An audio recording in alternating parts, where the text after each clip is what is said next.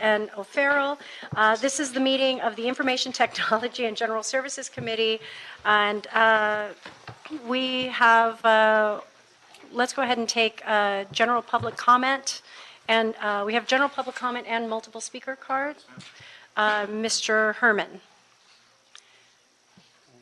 Mr. Herman, he's not in the room, so we will go ahead and close general public comment. Colleagues, I'd like to take items 2 through 4 and 6 through 9 on consent, if there are no objections. Any objections? No objections. Then that will be the order.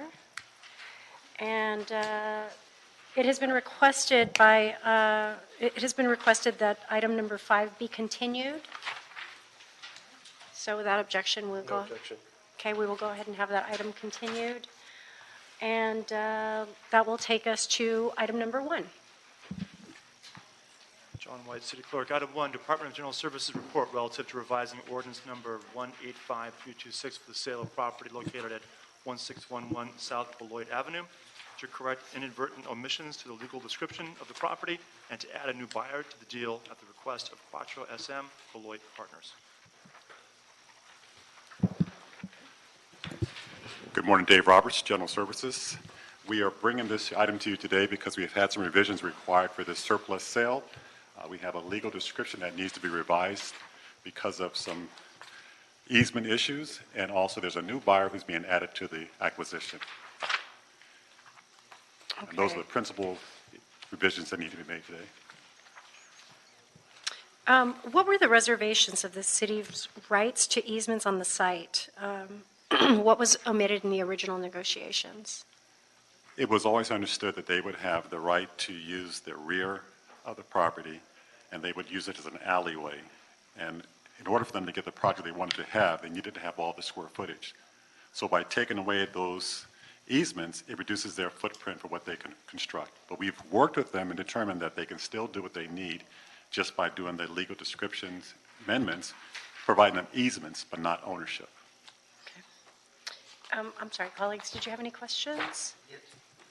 Yeah, Mr. Blumenthal. I guess this isn't the only property that has this issue, right? I think there's a few surplus property sales that have had the same issue with the legal description. It's ongoing. There's always some issues with the legals because when people buy property, they don't sometimes understand they have to have reservations for street widening purposes or for alleyways. I think this is happening with one of the properties in my district as well. Which one would that be? Edleen property? There are no reservations or easements concerned for the Edleen property. It was an issue with the legal description. Yes, legal descriptions, where we had lumped all the legal descriptions in one pool because the properties were once under one ownership. But Right. once the city sold them, we sold them individually, and there were legal descriptions that were attached to each property. Okay. So it's another legal description issue, which I guess, is that a common thing that the legal description is kind of what catches us up at the last? Sometimes. We try to catch all those before they get to that point, but it does happen. But it didn't change the deal points. No one purchased property they didn't have. It was pretty clear to them what they were buying. Thank you.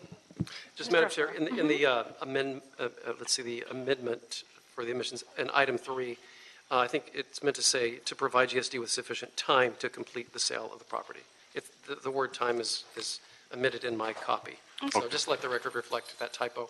Okay. Sure. We will go ahead and correct that. And I think we have to, yeah, so thank you very much. We do have a card on this item. Okay. So, Mr. Herman? We're on item number 1.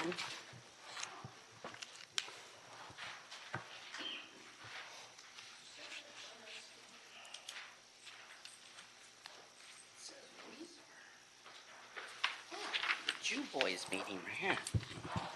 Item number 1, Department of General Service located at 161 South Beloit Avenue. An ordinance to be legal description of property and adding new buyer to deal with the request for Quattro. Well, I don't know if this means Cuatro Amigos or Cuatro Pendejos. But we are dealing with revising an ordinance that doesn't protect the public's property or correct the property for infringing on the rights of the public. Because under the community impact statement, none was submitted. So we don't engage with participants of the public to answer and question and decide whether or not they are in opposition to this item. So I'm demanding that this item be shelved until public comment can address the concern in the general concept. Thank you, Mr. Herman.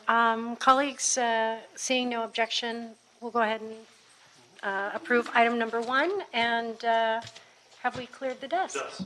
Okay, we are adjourned. Thank you. Is the second overly long hearing you've had? I tried.